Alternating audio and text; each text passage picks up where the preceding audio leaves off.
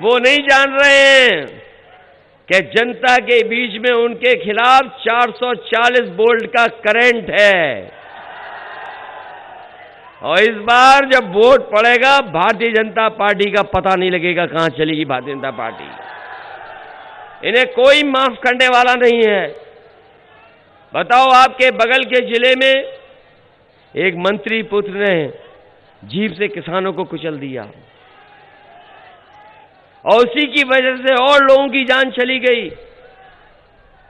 सरकार उसके खिलाफ कार्रवाई नहीं कर रही थी। जब हम लोगों ने सबने मिलकर के और बहुत सारे राजनीतिक दलों ने जब दबाव बनाया तब जाकर के थोड़ी बहुत कार्रवाई हुई।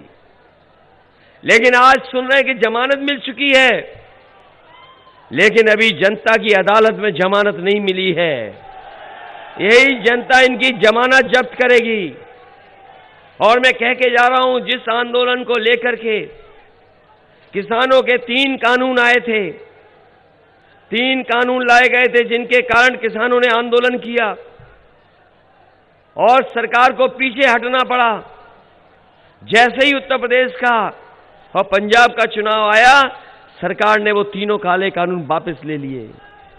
लेकिन 700 से ज्यादा किसान शहीद हुए हैं। मैं ये कहकर के जा रहा हूं, अगर भारतीय जनता पार्टी के प्रत्याशी कान पकड़ करके 700 बार भी उठक बैठक लगाएंगे तब भी उत्तर प्रदेश का किसान उन्हें माफ करने वाला नहीं है। इस चुनाव में उनको साफ कर देगा।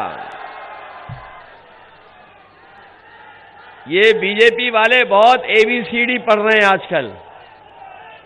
कभी कहते हैं A फॉर ये, N फॉर ये, Z फॉर ये। बताओ, बीजेपी वाले पढ़ रहे हैं ABCD के नहीं पढ़ रहे हैं? कभी A फॉर ये, उन्हें हम हिंदी पढ़ाना चाहते हैं। और मैंने कहा कि अगर काका गए हैं तो बाबा भी चले जाएंगे।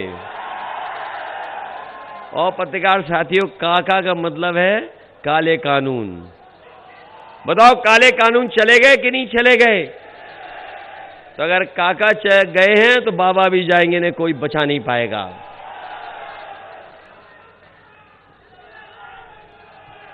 यहां पर खेतों की रखवाली करनी पड़ रही कि नहीं करनी पड़ रही है? गौशाला में जितना भी पैसा आया सरकार के लोगों ने लूट लिया। गाय मां हमारी भूखी है, जान जा रही है उसकी, और हमारे बाबा मुख्यमंत्री जी का सबसे प्रिय जानवर टक्कर मार रहा है। बताओ, टक्कर मार रहा है कि नहीं मार रहा? अभी हम जैसे ही बहराइच में आए, बाबा मुख्यमंत्री जी का प्रिय जानवर हमें दिखाई दे गया सड़क पर। सोचो कैसी सरकार है। इसलिए हम आपसे निवेदन करने आए हैं कि ये चुनाव बहुत महत्वपूर्ण चुनाव है। ये चुनाव ऐसा है जो न केवल उत्तर प्रदेश को दिशा देगा बल्कि देश की राजनीति को भी दिशा देगा।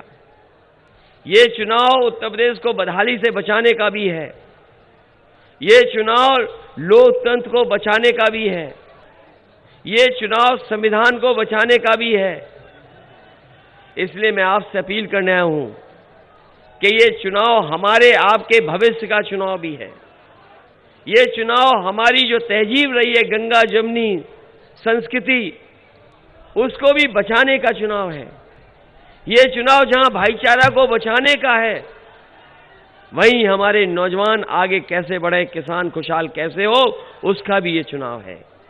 इसलिए समाजवादी पार्टी ने तय किया है कि हम लोग संकल्प पत्र लेकर के आएंगे और जो हमारा घोषणा पत्र है उसमें समाजवादी पार्टी ने तय किया है कि समाजवादी सरकार बनेगी तो हमारे सभी लोगों की 300 यूनिट बिजली के लिए कोई बिल नहीं देना पड़ेगा।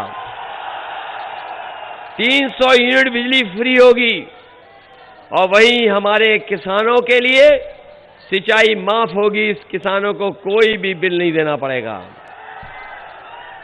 बताओ, जब बिजली का बिल आता था तो करंट लग रहा था कि नहीं लग रहा था? और जब से समाजवादियों ने तय किया है कि 300 यूनिट फ्री दी जाएगी, तब से भारतीय जनता पार्टी के बिजली गुल हो गई है। न केवल 300 यूनिट फ्री बिजली, बल्कि समाजवादी पार्टी ने तय किया है कि प्रत्येक फसल के लिए एमएसपी प्रदान की जाएगी। चाहे हमें मंडी ठीक करनी पड़े, चाहे हमें खरीद केंद्र अच्छे करने पड़े, हम किसानों की खरीद को एमएसपी पे कराने का काम करेंगे। किसानों की सिंचाई मुफ्त होगी।